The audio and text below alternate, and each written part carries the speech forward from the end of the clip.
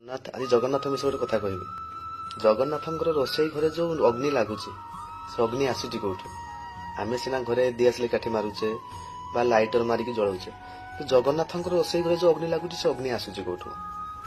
ଯେବେଠୁ ମନ୍ଦିର ପ୍ରତିଷ୍ଠା ହେଇଥିଲା ସେବେଠୁ ସେ ଅଖଣ୍ଡ ଦୀପ ଆଜି ଯାଏ ଜଳୁଛି। ଅଖଣ୍ଡ ଅର୍ଥ ନା ଖଣ୍ଡିତ।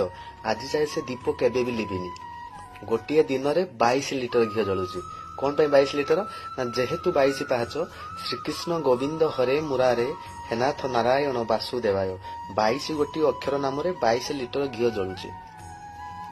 ଯୋଉଦିନ ସେ ଦୀପ ଲିଭିଯିବ, ଏ ସଂସାରର ଦୀପ ସେଇ ଦିନ ଲିଭିଯିବ। 22 ପାହାଚେ ମିନ ଖେଳିବ, ମାଳିକାର କଥା ସତ ହୋଇବ। ତେଣୁ ମୋ ଜଗନ୍ନାଥ ଅଛନ୍ତି ବୋଲି, ଆଖି ଖୋଲିଛନ୍ତି ବୋଲି ଆଜି ଆମେ ସମସ୍ତେ ବଞ୍ଚିଛେ। ଯୋଉଦିନ ସିଏ ଆଖି ବୁଝିଦେବେ ଆମେ ଆଉ ନଥିବା। ଜୟ ଜଗନ୍ନାଥ। ଜୟ ଜଗନ୍ନାଥ। ସମସ୍ତଙ୍କୁ ନମସ୍କାର। ଜଗନ୍ନାଥଙ୍କ କଥା ଟିକେ ମନ ଦେଇ ସମସ୍ତେ ଶୁଣିବେ। ମୁଁ ଗତ ଭିଡିଓରେ କହିଥିଲି ଜଗନ୍ନାଥଙ୍କ ବେକରେ କେବେ ଆପଣ ଗଣ୍ଠି ଦିଆମାଳ ଦେବେନି ଯେତେବେଳେ ଘରେ ଆପଣ ଜଗନ୍ନାଥଙ୍କୁ ପୂଜା କରୁଛନ୍ତି। ତ କିଛି ଭାଇ ଭଉଣୀ ମତେ ପ୍ରଶ୍ନ କରିଛନ୍ତି, କଣ ପାଇଁ ଭାଇ ଜଗନ୍ନାଥଙ୍କ ବେକରେ ଗଣ୍ଠି ଦିଆମାଳ ଦିଆଯିବନି? ଦେଖନ୍ତୁ, ଗଣ୍ଠି ଦିଆମାଳ କାହା ବେକରେ ଦିଆଯାଏ? କେହି ଜଣେ ମରିଗଲା ପରେ ତାଙ୍କ ବେକରେ ଗଣ୍ଠି ଦିଆମାଳ ଦିଆଯାଏ, ବା ଶରୀର ପରିତ୍ୟାଗ କଲା ପରେ ତାଙ୍କ ବେକରେ ଗଣ୍ଠି ଦିଆମାଳ ଦିଆଯାଏ। ଦ୍ୱାପରରେ କୃଷ୍ଣ ଭଗବାନ, ତ୍ରେତୟାରେ ରାମଚନ୍ଦ୍ର, ସେମାନେ ସବୁ ତାଙ୍କ ଶରୀର ପରିତ୍ୟାଗ କରି ପୁଣି ନୂଆ ଜନ୍ମ ନେଇଛନ୍ତି। ସେଥିପାଇଁ ଆମେ ଏବେ ତାଙ୍କ ବେକରେ ଆମେ ଗଣ୍ଠି ଦିଆମାଳ ଦଉଛେ। କିନ୍ତୁ ଜଗନ୍ନାଥ ପରା ଆମର ଏବେ ବଞ୍ଚିଛନ୍ତି। ଗୋଟିଏ ଠାକୁର ସିଏ, କେବଳ 19 ବର୍ଷର ଥରେ ତାଙ୍କର ଗୋଟିଏ ଦିନ ବେକରେ ଫୁଲମାଳ ପଡେ। ଯୋଉ ଦିନ ସିଏ ତାଙ୍କ ଶରୀର ପରିବର୍ତ୍ତନ କରନ୍ତି, ତାଙ୍କ ବ୍ରହ୍ମ ପରିବର୍ତ୍ତନ କରନ୍ତି, ସେଇ ଦିନ ହିଁ କେବଳ ଜଗନ୍ନାଥଙ୍କ ବେକରେ ଗଣ୍ଠି ଦିଆମାଳ ଦେଇ ତାଙ୍କ ଶରୀରକୁ ସମାଧି ଦିଆଯାଏ। ନହେଲେ ଆଉ ଜୀବନରେ କେବେ ଜଗନ୍ନାଥଙ୍କ ବେକରେ ଗଣ୍ଠି ଦିଆମାଳ ଦେବେନି। ଘରେ ଯେତେବେଳେ ଆପଣ ପୂଜା କରୁଛନ୍ତି, ଏଇଟା ଆପଣଙ୍କୁ ଅନୁରୋଧ। ଆମ ଜଗନ୍ନାଥ ବଞ୍ଚିଛନ୍ତି। ଆମ ଜଗନ୍ନାଥଙ୍କୁ କେବେ ଆପଣ ମାରି ଦିଅନ୍ତୁନି। ସେଟା ଦୁନିଆ ଚଲଉଛନ୍ତି। ଜୟ ଜଗନ୍ନାଥ। ସମସ୍ତଙ୍କୁ ନମସ୍କାର। ଆମ ଜଗନ୍ନାଥଙ୍କ ଭଳି ଠାକୁର ଆପଣ ଦେଖିନଥିବେ। ସବୁ ତାଙ୍କର ଓଲଟା। କେମିତି ଓଲଟା ଜାଣିଛନ୍ତି? ଆପଣ ଯୋଉ ଠାକୁର ପାଖକୁ ଯିବେ ସବୁଆଡେ ଆପଣ ମୁଣ୍ଡିଆ ମାରିବେ, କିନ୍ତୁ ଜଗନ୍ନାଥ ପାଖରେ ଆପଣ ଦୁଇ ହାତ ଉପରକୁ ଟେକିବେ। ଟେକିଦେଲେ ସେ ତାର ହାତ ନାହିଁ, ସେ ଆମକୁ କୁଳେଇ ନବ। ସେଥିପାଇଁ ଜଗନ୍ନାଥ ଦୁଇ ବାହୁ ମେଲେଇ ବସିଛନ୍ତି, ସେ ଆମକୁ କୁଳେଇ ନବ। ଗୋଟେ କଥା ହେଲା। ଦ୍ୱିତୀୟ କଥା, ଯୋଉଠିକି ଯିବେ ଦେଖିବେ ଆପଣ ଚାଉଳରୁ ଅନ୍ନ ତିଆରି ହୁଏ, ଭାତ ତିଆରି ହୁଏ, କିନ୍ତୁ ଜଗନ୍ନାଥଙ୍କ ପାଖରେ କଣ? ଭାତରୁ ଚାଉଳ ହୁଏ। ନିର୍ମାଲ୍ୟ ଏଡି ଟିକେ ଦାମ 40 ଟଙ୍କା। ଇଏ ଗୋଟେ ନିୟମ ହେଲା।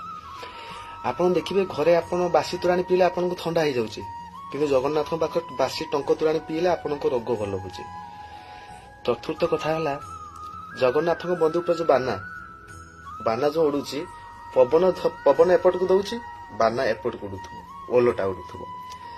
ଆପଣ ଯୋଉଠିକି ଯିବେ ଦେଖିବେ ସୁନାର ମୂର୍ତ୍ତି, ରୂପାର ମୂର୍ତ୍ତି, ହୀରାର ମୂର୍ତ୍ତି, କିନ୍ତୁ ଆମ ଜଗନ୍ନାଥଙ୍କ ପାଖରେ ଦାରୁ ମୂର୍ତ୍ତି, ଲିମ୍ବ ଗଛ, କାଠ ମୂର୍ତ୍ତି। ତା ଭଳିଆ ଠାକୁର ଆପଣ ପାଇବେ ଦୁନିଆରେ ଖୋଜିଲେ। ଜୟ ଜଗନ୍ନାଥ। ଜୟ ଜଗନ୍ନାଥ। ସମସ୍ତଙ୍କୁ ନମସ୍କାର। ଗୋଟେ ସୁନ୍ଦର ଜଗନ୍ନାଥଙ୍କ କଥା କହୁଛି। କିଛି ଲୋକ ଜାଣିଥିବେ, କିଛି ଲୋକ ଜାଣିନଥିବେ।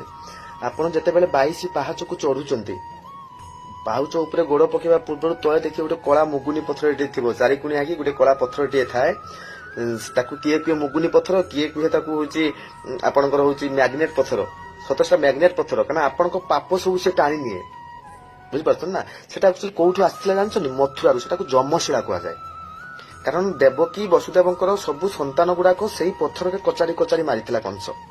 ସେଥିପାଇଁ ସେ ପଥରଟା ସେଠୁ ମଥୁରାରୁ ଆସି ପୁରୀରେ ପଡିଛି। ଆଉ ଆପଣ ଯେତେବେଳେ ଯିବେ ମନ୍ଦିରକୁ ଚଢିବେ, ସେ ପାହୁଚ ଉପରେ ଗୋଡ ରଖିବେ, ନୀଳଚକ୍ର ବାନାକୁ ଅନେଇବେ, ଦୁଇ ହାତ ଉପରକୁ ଟେକିଦେବେ। ପ୍ରଭୁ ଜୀବନରେ ଯାହା ପାପ କରିଛି ମୋର ନେଇଯାଅ, ଏତିକି ଖାଲି ଡାକିଦେବେ। ସିଏ ଆପଣଙ୍କ ସବୁତକ ପାପ ନେଇଯିବ। କିନ୍ତୁ ଫେରିଲା ବେଳେ ଆଉ ସେ ପଥରକୁ ଆପଣ ପୁଣି ଆଉ ମାରିବେନି। ପଥରକୁ ପୁଣି ସେ ପଥରକୁ ମାରିକି ଆସିବେ, ପୁଣି ଆପଣଙ୍କର ପାପ ପୁଣି ଆପଣ ନେଇକି